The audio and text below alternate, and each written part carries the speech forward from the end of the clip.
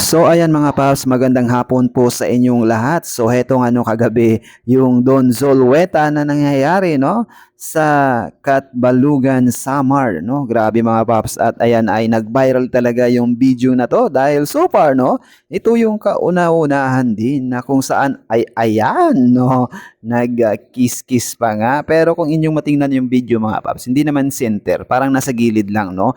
Pero yun nga lang is yung request ng iba ay kumbaga wag naman ganun sana no.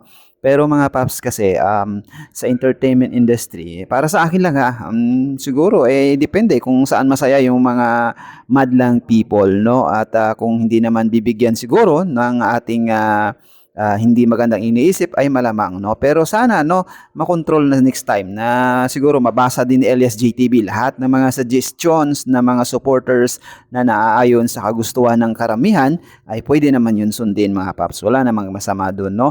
So sana yung mga kino-comments nyo sa video ay mabasa ni Elias nang sa ganon ay mabigyan niya ng pansin kung ano ba dapat ang naaayon at dapat gawin no sa mga ganitong eksena lalong-lalo na sa entertainment industry.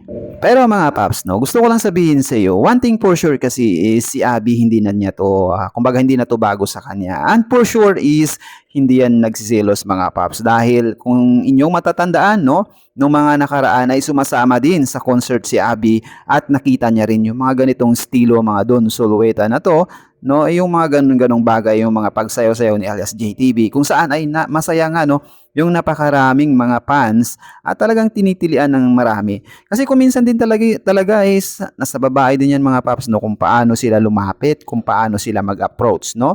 At talagang siguro yung iba ay talagang na-overwhelm no, na-overwhelm lang dahil nga ay ikaw ba naman once in a blue moon lang yan na pumunta si Elias sa inyong lugar at talagang yung iba ay nilubos-lubos talaga no mga paps.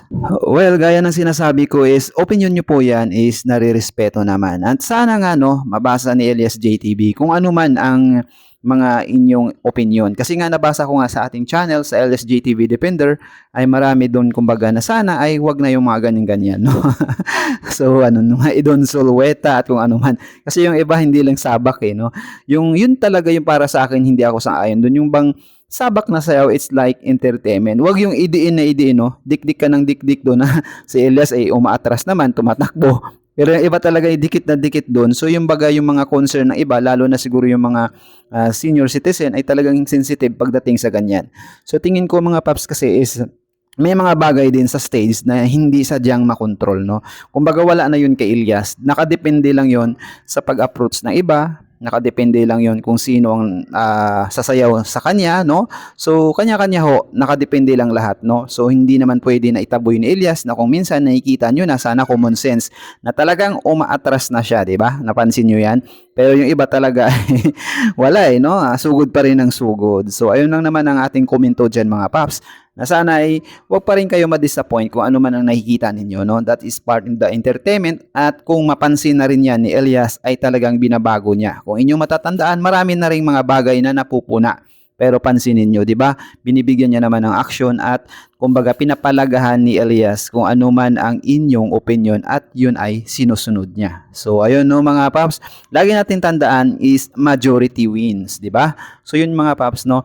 At lagi kayong mag-ingat, stay safe, and God bless. Oh, hi!